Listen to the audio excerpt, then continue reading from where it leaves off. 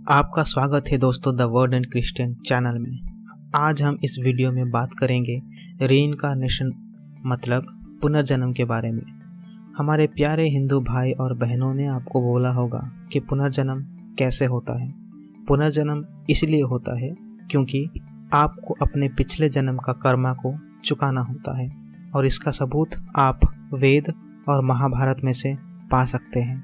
और हम जल्द ही इसका भी वीडियो बनाएंगे और खुलासा करेंगे कि ये कर्मा और पुनर्जन्म क्या होता है।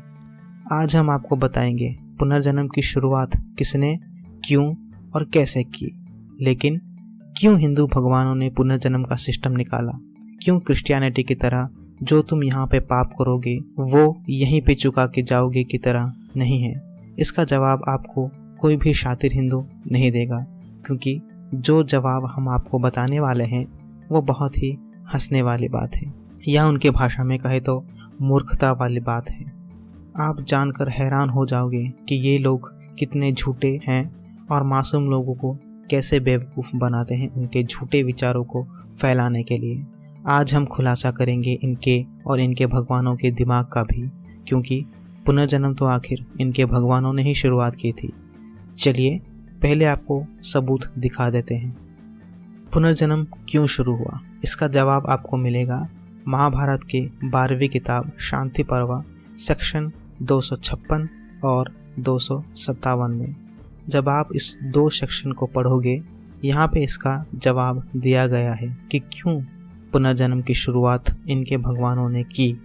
यह इंग्लिश में है, मैं आपको हिंदी में अनुवाद करके समझाता हूँ। तो जैसे कि आप यहाँ पे देख रहे हैं, नारदा एक राजा मतलब युधिष्ठिर को बता रहे हैं कि क्यों ब्रह्मा जी ने पुनर्जन्म की शुरुआत की। तो यहाँ पे ब्रह्मा जी कह रहे हैं कि जब उन्होंने ब्रह्मांड की रचना की और मनुष्य और जीव रहने लगे तो धीरे धीरे पूरा ब्रह्मांड भर रहा था, क्योंकि कोई भी जीव तब मरता नहीं था। सभी जीव और मनुष्य अमर थे। और जब ब्रह्मांड जीव और इंसानों से भर रहे थे तब ब्रह्मा जी के दिमाग में चेतना आई कि ये ब्रह्मांड लोगों से भर रहा है, अब मैं क्या करूं? बाकी लोग जिसको मैं भेजने वाला हूं, मतलब जब लोग या जीव पैदा होंगे वो लोग कहाँ पे रहेंगे, क्योंकि सब अमर थे। सिर्फ यही नहीं, क्योंकि ब्रह्मांड में लोग भर रहे थे इसीलिए पृथ्वी लोगों की वजन की वजह से पानी में डूब रही थी। इसका मतलब हमारे पृथ्वी जो स्पेस में लटकी हुई है, नीचे एक पानी का समुद्र भी है। ये साइंस तो उनके भगवान ही हमें समझा सकते हैं। तो दो प्रॉब्लम हैं ब्रह्मा जी के आगे।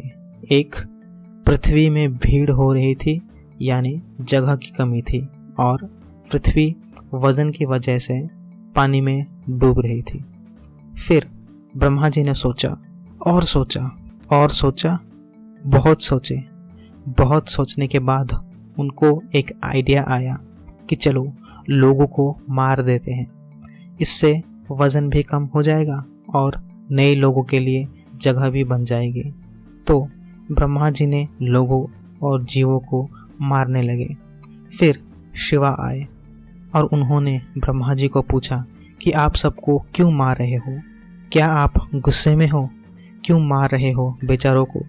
तो ब्रह्मा जी ने उत्तर दिया, नहीं शिव जी, मैं गुस्से में नहीं हूँ। मैं लोगों को इसीलिए मार रहा हूँ क्योंकि पृथ्वी पे लोग बढ़ रहे हैं, इसके चलते पृथ्वी का वजन बढ़ रहा है और पृथ्वी पानी में डूब रही है। तब शिवजी ने ब्रह्मा जी को एक और आइडिया दिया, ऐसा सिस्टम कीजिए जहाँ कि लोग मरेंगे और फिर जन्म लेंगे ताकि पृथ्वी पानी में ना डूबे। और ब्रह्मा जी को ये आइडिया बहुत ही पसंद आया और उन्होंने ये आइडिया को अपना लिया और तब से पुनर्जन्म हो रहा है। जब मैंने ये पढ़ा तब इतनी हंसी आई इनके भगवानों की सोच पे कि बयान नहीं कर सकता। पहले अगर पृथ्वी पे लोग ज़्यादा हो रहे थे तो एक और पृथ्वी बना लेते। सिंपल आइडिया है। अगर आपकी बोतल पानी से भरी हुई है और आपको और ज़्यादा पानी चाहिए तो आप क्या करोगे? छोटा बच्चा भी बता सकता है कि आप एक और बोतल खरीद लोगे। इसमें ज़्यादा सोचने वाली बात है ही नहीं, लेकिन ब्रह्मा जी को इसमें ज़्यादा सोचना पड़ा। ठीक है, अगर अकेले ब्रह्मा जी का दिमाग नहीं चला, पर शिव जी तो ये सलूशन दे सकते थे, क्या दोनों मिलके भी ये सोच ना पाए जो एक छोटा बच्चा सोच सकता है? दूसरा, कि पृथ्वी भारी होने की वजह से पानी में डूब रही थी। ये सुन के तो कई सारे साइंटिस्ट आज ही मर जाएंगे, क्योंकि जब एक इंसान पैदा होता है और पॉपुलेशन बढ़ता है, इसीलिए नहीं कि कोई बाहर से भगवान शरीर बना के पृथ्वी पे भेज रहे हैं। हमारा शरीर यहीं पृथ्वी की चीज़ें इस्तेमाल करके बड़े होते हैं। हम उसी चीज़ें का इस्तेमाल करते हैं जो इसी धरती पे पहले से ही मौजूद है, उसी को हम इस्तेमाल करते हैं। ये नहीं कि शरीर बाहर से बन के आते हैं धरती पे और धरती का वज़न बढ़ा रहे हैं। हमारा धरती का नेट वेट सेम ही है, जितने भी लोग पैदा हो जाएं। हमारी आत्मा ही बाहर से आती है, जिसका कोई वेट नहीं होता। बाकी सभी तरह के धातु यहीं से पैदा होते हैं, यहीं पे नष्ट होते हैं और यहीं पे फिर से पैदा होते हैं, फिर नष्ट होते हैं।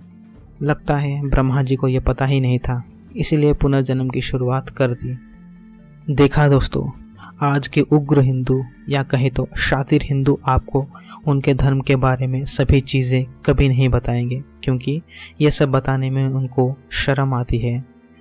तो मैं अपने सारे हिंदू भाइयों से कहना चाहता हूँ कि क्या सच जानने के बाद भी आप ढोंगियों को विश्वास करके उसी अंधेरे में रहेंगे, या सच जानने के बाद रोशनी को अपनाएंगे?